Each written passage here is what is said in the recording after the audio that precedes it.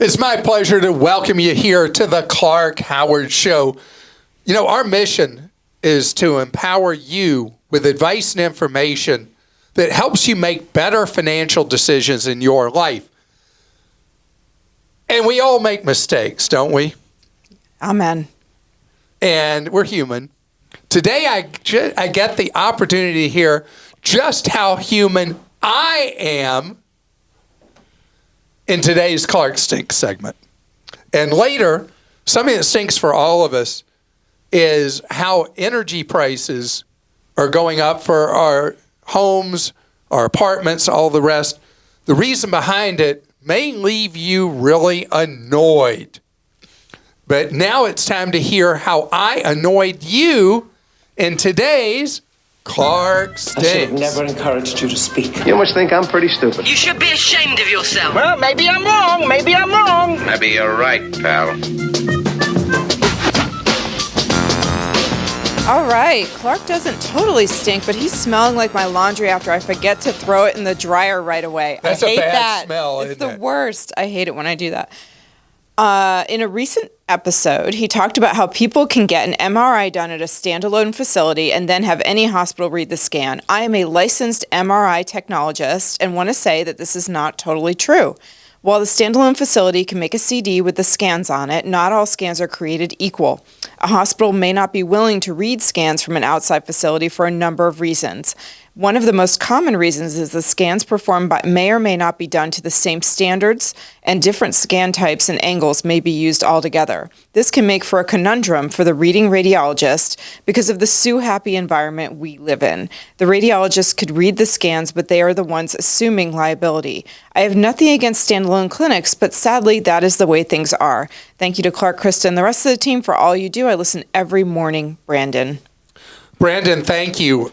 So, my belief, and it's a strong one, is that the hospital systems are so hostile to people going to outside facilities that are far cheaper that they're throwing up every roadblock possible. When I'm having a problem with my left knee and I had an MRI done of it, and I have, if you're curious what's wrong, if you've had knee trouble before, I have two meniscus tears, not big ones, and osteoarthritis, whatever that means. And so the radiologist for the freestander writes the report. I've got the report. I've got the disc. I got the whole thing. So I know what the status is. I know what I'm supposed to do. And in my case, I have to do PT. But as I shared before, the cost of having it a freestander was 1/8 what it was at a hospital system. Hospital systems want the ability to overcharge. And we need to create competition. We need a requirement, have to be a federal requirement, that facilities have the ability to accept an MRI or other scan done outside of the monopoly hospital system. And there are problems right now where roadblocks are thrown up. But remember, mine was read by the radiologist, and the report was written by the radiologist for the freestander. The radiologist at the hospital system didn't have to review or read anything. I already have a report signed by a radiologist, which is generally how it should work at a freestander. T-Mobile is our cell phone provider for 5 lines and 2 watches. Also, 3 of the lines are not co-located. I sought out a cheaper plan as Clark suggested. However, Clark didn't mention that transferring from one carrier to another is not seamless. It is ridiculously labor-intensive and complicated. While I appreciate Clark's advice to save money on cell phone plans, this advice should have come with a warning label. Otherwise, I love your show and advice. Paul. Paul, thank you. And I do gloss over that, and that's my fault. So when you're going to do what's called a port out, where you're going to take your cell phone from an overpriced Verizon, AT&T, or T-Mobile plan and take it to someone else, you have to have your account number from your account, which you should be able to get signing into your account at any of the three, and there will be a PIN code. Now, I also, on my cell phone plan, I have a PIN lock because of problems with people stealing your cell phone service in order to do the two-factor authentication to steal money from your bank account, brokerage, whatever. You have to remove your PIN block. So you have three basic steps that trip most people up, and that is the account number, the unlock code from your cell phone carrier, and the third thing is if you do have that PIN lock, it must be removed. I had to do all three of those things before we ported out to two different companies when we left T-Mobile and went to Visible and went to Google Fi. And in my case, fortunately, it was super breezy, easy, and went very quickly because I knew you got to do those junk steps up front. You had a couple issues with Apple phones, right? The Apple phone thing was interesting because with Google Fi, you think Apple and Google, it's so funny, they are such frenemies. Google pays Apple $20 billion a year, I think is the amount, to be the preferred search engine on iPhones. And then at the same time, they behave like fighting siblings. And so Apple doesn't cooperate with Google Fi. When somebody ports in an iPhone, you got to do these manual changes to settings on an iPhone. And if you don't know that and don't do those, an iPhone doesn't work flawlessly on Google Fi. They do now. Okay, another one about this. You stink worse than a penguin enclosure that has not been deep cleaned. I don't know what that's like. Sounds bad. On your episode where you spoke of phone plans, you forgot to mention the speed and reliability of certain self-service providers. I choose Verizon, even if it's pricey, just because it won't cut in and out like other services in my area. It's a good choice to look at coverage for your area before deciding to make a switch to a cheaper carrier, Chris. Chris, thank you very much for that. Verizon has a number of captive cell phone plans, and they tell you with the captive plans if you're essentially going to be a junior partner with Verizon or a full-on Verizon partner. And so one of the brand names Verizon owns is Straight Talk.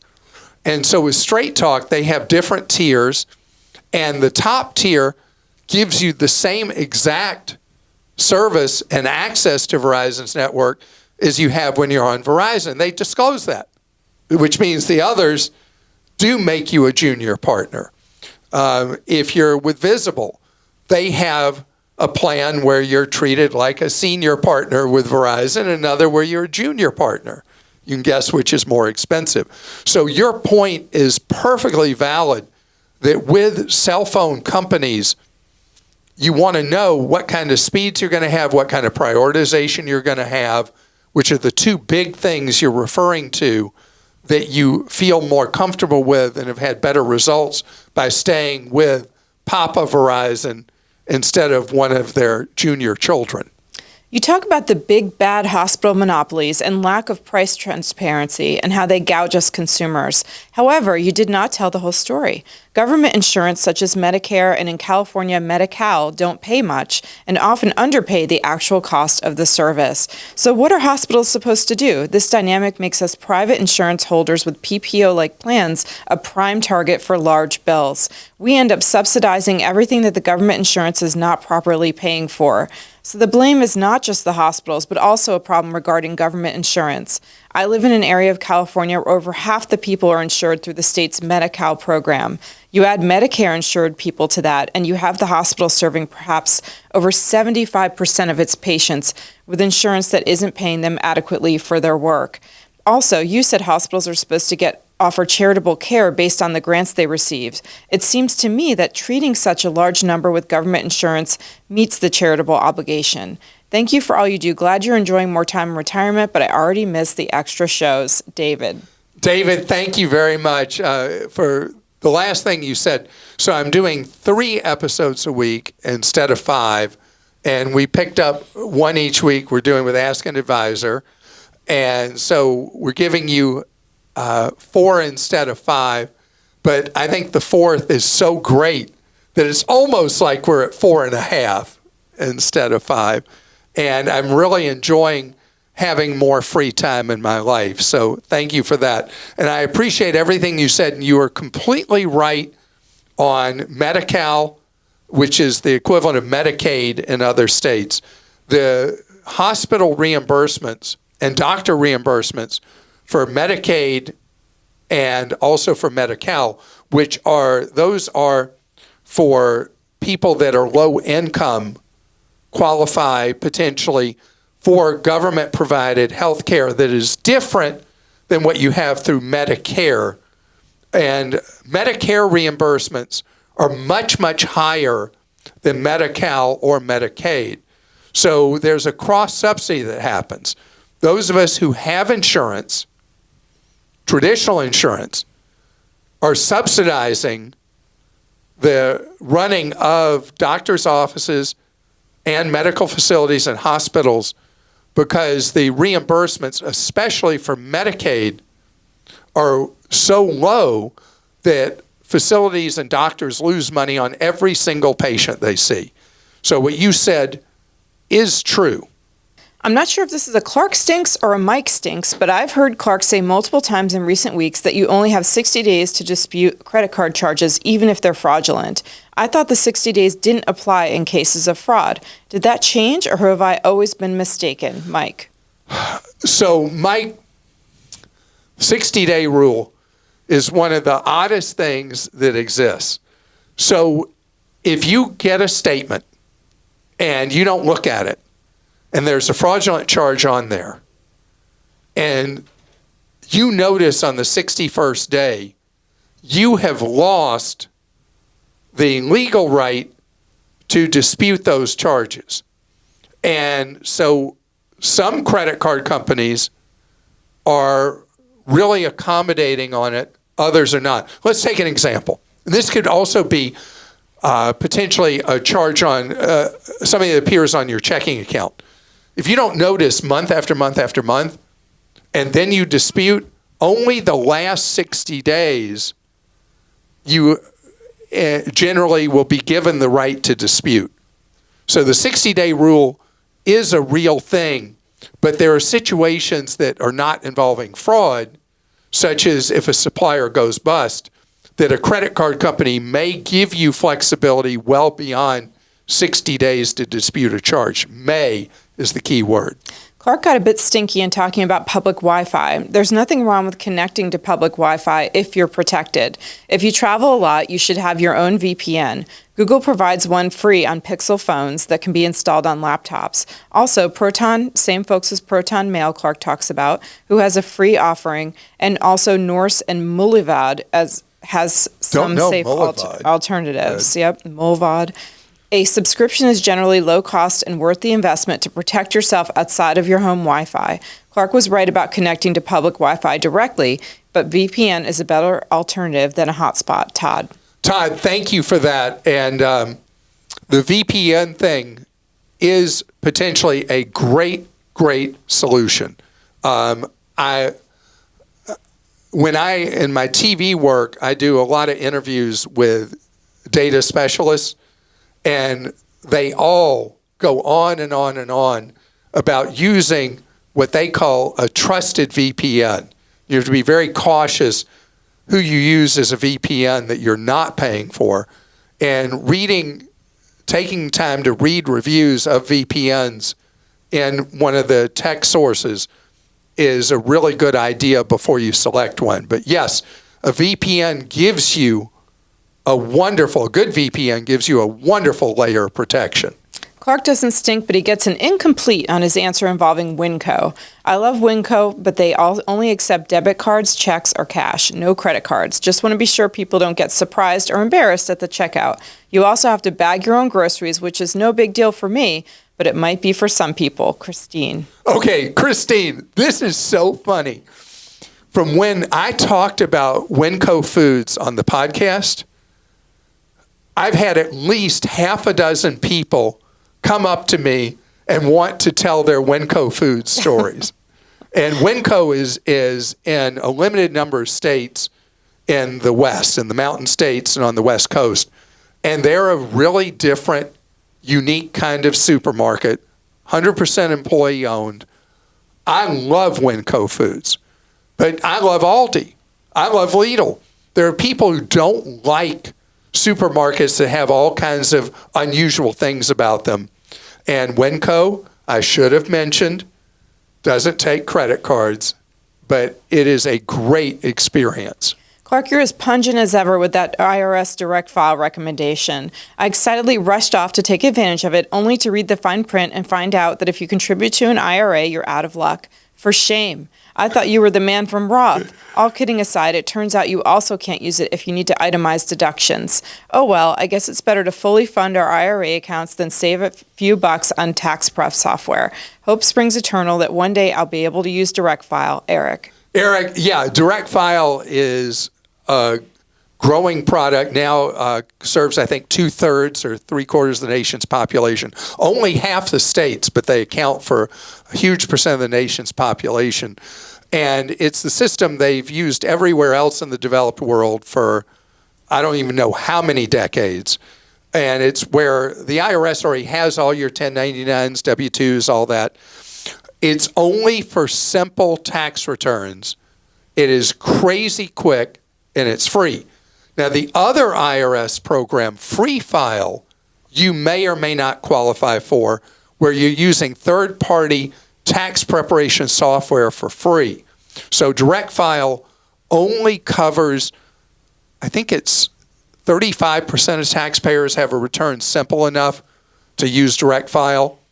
For the rest of us, you can go to Free File at irs.gov and see if there is third-party software you can use. But that has income limits that exclude roughly the top 10% of income earners in the United States.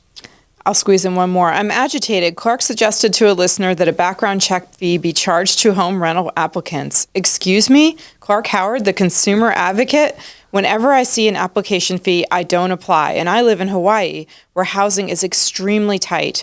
The owner should pay for the background check fees. It's the cost of doing business. Just like restaurants should not charge service fees to go order fees. What does the restaurant want me to also pay for their electricity bill, the water bill, the trash bill, unemployment insurance fees? No, set the prices of the menu items accordingly. Same with home rentals. Take it out of the monthly rent they will be getting. Someone may say, but there may be a lot of applicants. Maybe the applicants are applying at other homes as well, and I find it unfair to expect them to pay a background check fee for each place. Kathy. Wow, Kathy, I've been a landlord, just so you know, I've been a landlord since 1983. Still am a landlord today. And so I wear a landlord hat and I wear a regular consumer hat too. So as a landlord, when I take an application from somebody, I have a lot of expenses for doing the background check. And if there was no fee for doing a tenant application, time to review it, doing the background check and all that, then just as you said, somebody could apply all over whatever Hawaiian island you live on or in whatever city anybody lives in, and just willy-nilly apply here, there, everywhere.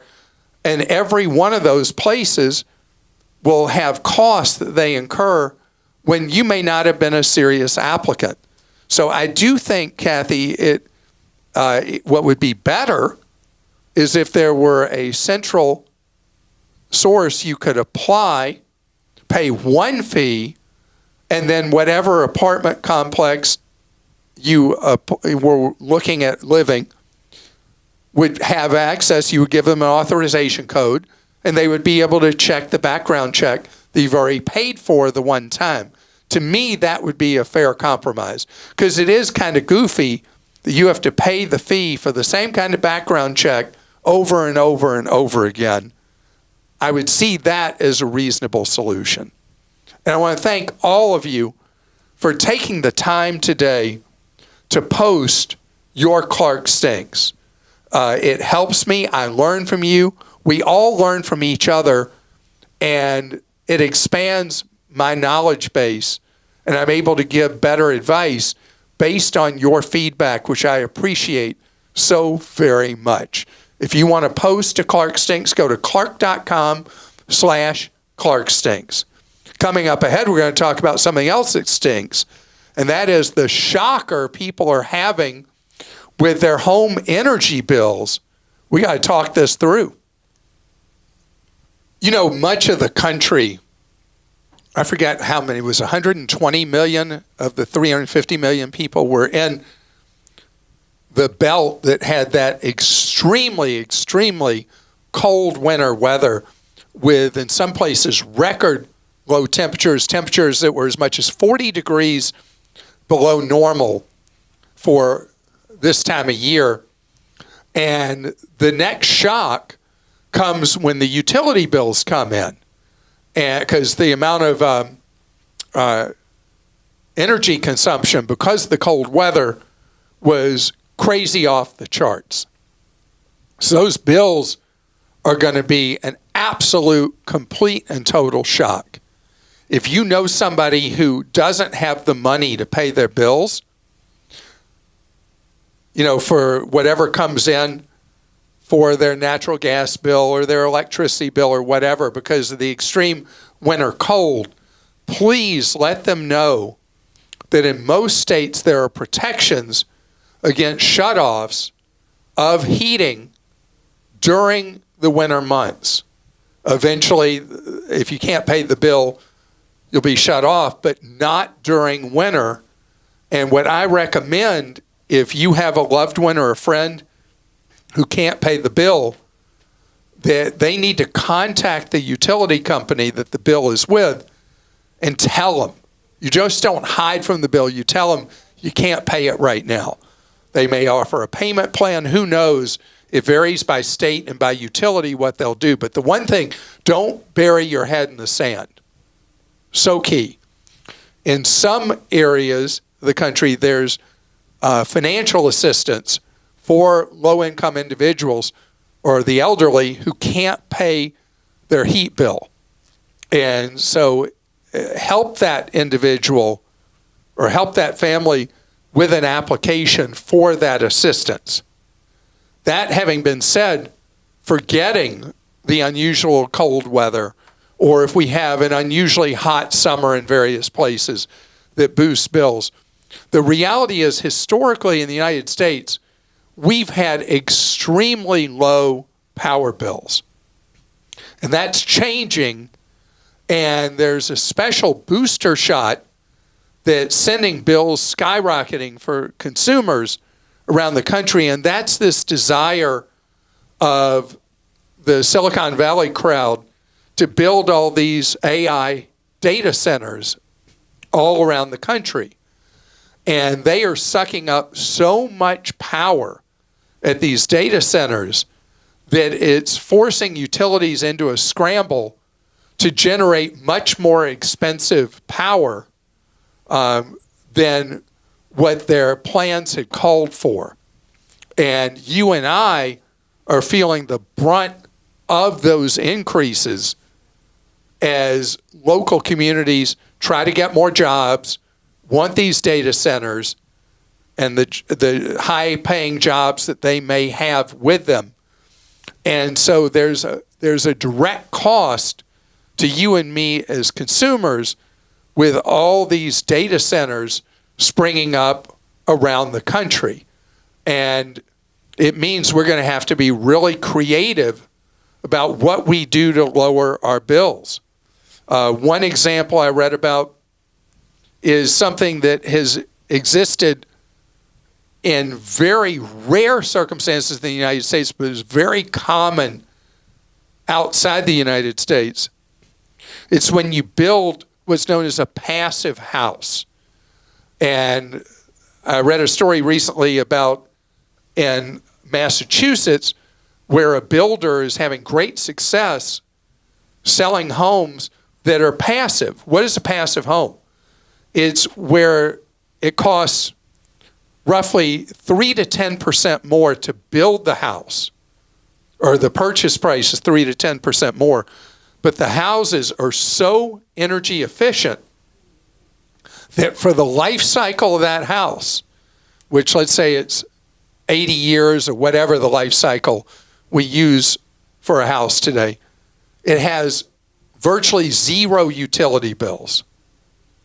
And so over time, you save so much more money on that home. And remember this, let's say the construction cost of a house is 3 or 5% higher. 10's a stretch, but let's say it's 3 or 5% higher when it's built, but it's much more energy efficient. That's the structure itself. A lot of the cost you're paying is the land that house sits on and the permits that were pulled and all that. So it's a rethink of what we do when we look for a home. Is it built in a way that's going to save us money year after year after year after year? And the design elements that are involved in building a more efficient house are not extraordinary in order to make it not cost as much over time or have as much maintenance over time. You know, the other big challenge we face, I'm going to throw in, is after the tragic fires in Southern California, and we have more and more wildfire risks to homes in places in the country that nobody ever thought about that. There are new methods, they're not really new, but new being used, where homes are built that are fire resistant. And you may have seen, if you followed a lot with the fires in Southern California, where there might be a neighborhood where one house on a street is still standing and all the others around it are just ash heaps. It's because that house was built as a fire-resistant house. And so there are things that we do by habit, by tradition, that are things we need to rethink. And how we build for energy, how we build for longevity, are things we've got to rethink that we've never really had to focus on in the United States, but it's time. All right. Christa? Andrew in Iowa says, thank you for answering my questions about Robinhood Gold and beneficiaries versus a will a month or so ago. I have a somewhat related question. I'm only 22 years old and I'm not exactly a high earner. Like many Americans, I can afford to put away some money for retirement, but I can't afford to get up to the contribution limits for both the 401k and IRA. Wait. We got to stop right here because, Andrew, you're 22, and at 22, you're already focused and living on less than what you make and saving for your future. Everything you've said is outstanding. My question is, assuming I'm already taking full advantage of an employer's match, is there any reason to contribute extra to that 401k rather than an IRA that offers a match? Robinhood Gold has a 3% match on all contributions, and I know some other companies have matching programs as well. Am I missing something? Unless the indexes or funds I'm investing in have significantly different fees, it seems like a no-brainer to put more money into an IRA with a match than a 401k I've already maxed my match on. Yeah, so you're thinking exactly as you should, and you stated as a question. What show is that? Where they game show where Jeopardy. Jeopardy. So you asked it like a Jeopardy question. The reality is, the answer is yes. You want to put into the 401k up to the match. If you're doing the IRA with the Robinhood Gold and you're getting the match on the first 3%. 3%. Absolutely. You would do that before you'd add more contributions beyond the employer match in the 401k. As far as the funds you'd go into in Robinhood, it's your choice with the ETFs you buy for your Roth IRA. You're able to buy ultra low cost broad market ETFs that'll cost you virtually nothing in that Robinhood Gold IRA. Dan in Georgia says, what's the scoop on getting free annual credit reports from the 3 major credit bureaus? I do this every January, and it seems like for 2025, Experian and Equifax are broken. Can you help shed some light on this? So, Dan, as far as I can tell at annualcreditreport.com, all 3 are working now. I don't know what could have gone haywire when you attempted to access them. And thank you for bringing this up, because most people are not aware that by federal law, you have the right to see a free copy of your Equifax, TransUnion, and Experian credit reports, the full reports, once a year for nothing. And you have to go to this site that is the official site, not any of them you see advertised on TV. You go to annualcreditreport.com, just like you did. Try it again. I expect things will work as they should. Now, you don't get a free score there. You get, though, a comprehensive report, and you'll be amazed how much information is on those 3 reports. As far as getting your free scores, if you have credit freezes set up with the bureaus, there's usually, with that quote-unquote membership, the sign and all that, you may be able to access a free FICO score at each of them, maybe. But don't fall for any of their ridiculous, overpriced memberships that the 3 credit bureaus try to sell you, either at annualcreditreport.com or at their websites. You want to track your stuff regularly, set up a Credit Karma, and you'll have great information for free. In return, Credit Karma knows about you to solicit you for stuff. It's a worthy trade-off. And we find the credit bureaus change phone numbers, all sorts of stuff all the time. And so we keep our credit freeze guide at clark.com up to date constantly with step-by-step on how to do all of this. It's clark.com/credit freeze. This question's from Taylor in California. I recently rolled an IRA to Fidelity, one of your favorite children. I instantly got a call and an email from one of their advisors. He told me that his services were free for account holders over $1 million, and he's a fiduciary. I was very confused when he wanted me to put my money into here's the name of the single premium immediate annuity. Oh, no. Of course, I said annuity, 4-letter word. He said his commissions would be $700. And then this is laid out what this annuity looks like for you, Clark. I'm looking. All right. I got a bad feeling about it. How can they be a fiduciary? How can I find out about Fidelity? Also, they want me to roll my other 401k to them. Do they have some program that they get incentives? Taylor. Thank you for this post. All right. First of all, this has been, I'm shallow breathing right now, I just realized. Yeah. I've been very upset about this with Fidelity, that you came over there with an account worth a lot of money. So suddenly they've got a bullseye target on you. So Fidelity does things 2 hats. I hate the 2-hat thing.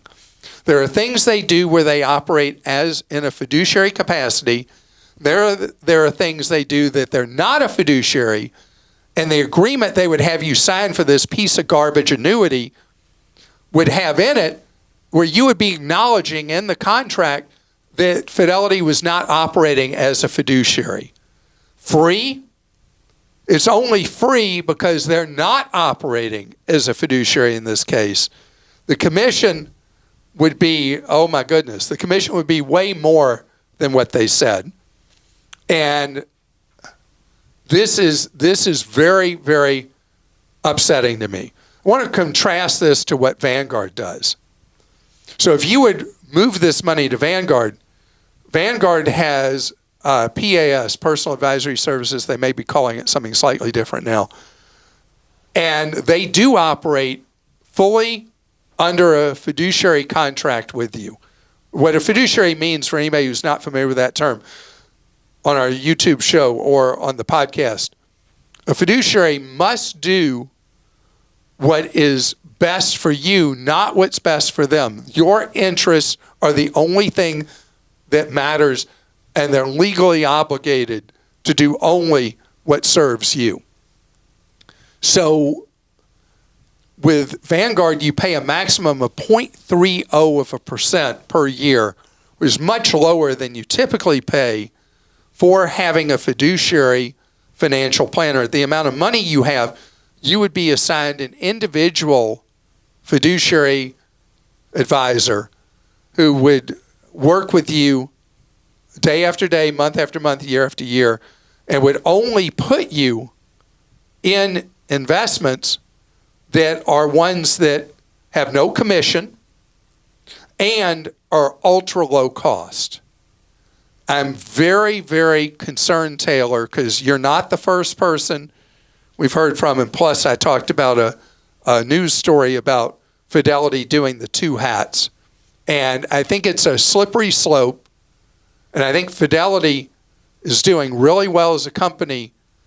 But if you harm your reputation, it's hard to rebuild it. And to me, this kind of practice at Fidelity creates reputational harm, not to mention harm to you as a consumer, putting you in a piece of trash annuity. Yuck. Enough about that. We already had Clark Stinks. Now we have Fidelity Stinks, which is a company I love. I mean, it's one of my favorite children. Are they, though, still? I feel like they might need to get kicked out of the house. I don't know. Fidelity offers a variety of great products. They offer the Fidelity Zero funds, which I love. No commissions, no ongoing expenses. So that's why when you and I have talked about the two hats, I don't like the two hat thing where, yes, I'm a fiduciary here, but then over here, I'm the sleazy commission salesperson pretending to you that I'm a fiduciary. I don't like that. I don't like it at all. And I'd love it if Fidelity at some point wants to put somebody on the podcast and the YouTube show and do a rebuttal to this. I'm happy to have it because they are one of my, but even with your own children, there are times you're not happy with them, right? Yeah. I mean, that's life. I'm not happy, Fidelity. I'm not happy. Dad is not happy. Dad is not happy. So I hope that you have a wonderful weekend in front of you. Gosh, we're getting closer. For those of us who live in cold parts of the country, we're getting closer and closer to seeing the green shoots pop up out of the snow. You know, that we're going to get out of this winter. And if your finances are kind of stuck in winter, one day at a time, you can heal them. And I hope that we can be part of helping you do that. But wherever you feel you get the most solid advice and information that you can trust that helps you take more control of your wallet, do a better job with it, I'm so glad that you're of a mind that you're trying to do that.